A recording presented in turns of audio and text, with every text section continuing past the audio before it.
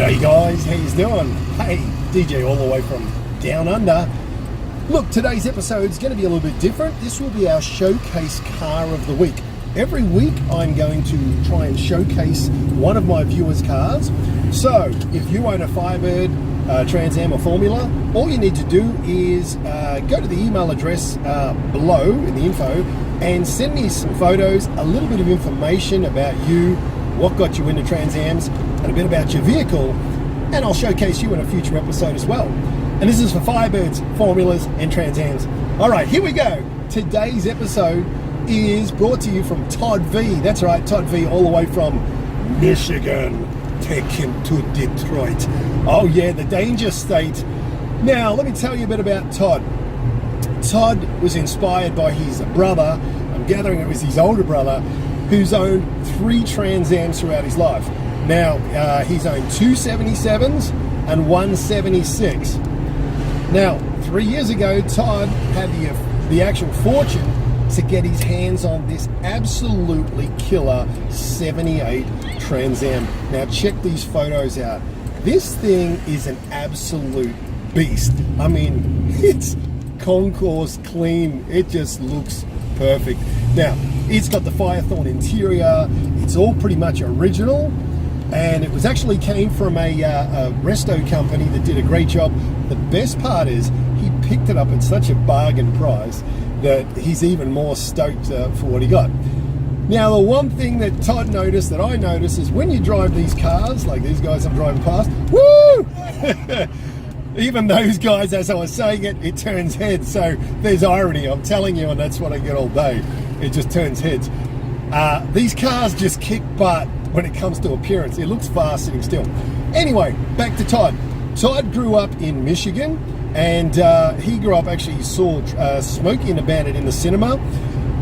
I'm ancient enough to have seen it at the drive-in, so there you go. Now, the other thing, he also grew up not far from a Pontiac factory itself, right there in Detroit. If anyone's seen Kentucky Fried Movie, you'll remember the line, take him to Detroit. No, not Detroit, anything but Detroit. Take him to Detroit.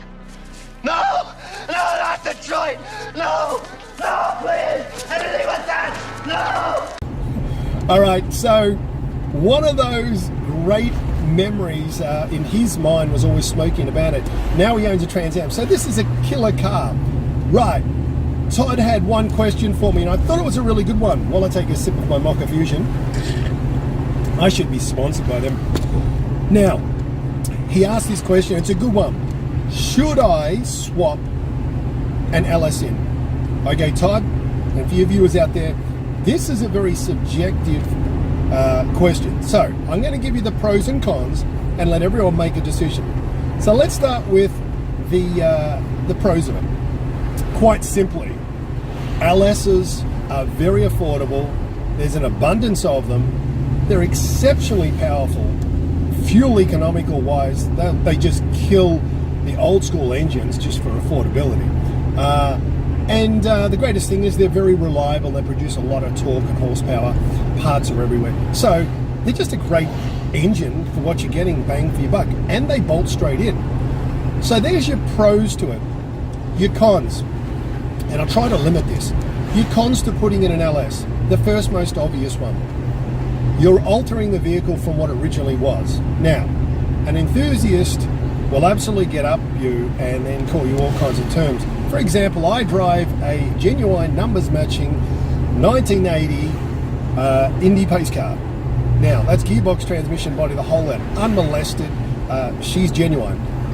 Now you go on, but you're running an LS. Correct. I took the LS, put it on the bench, and I want to do some rebuilding on it, although it runs good. It needs a rebuild.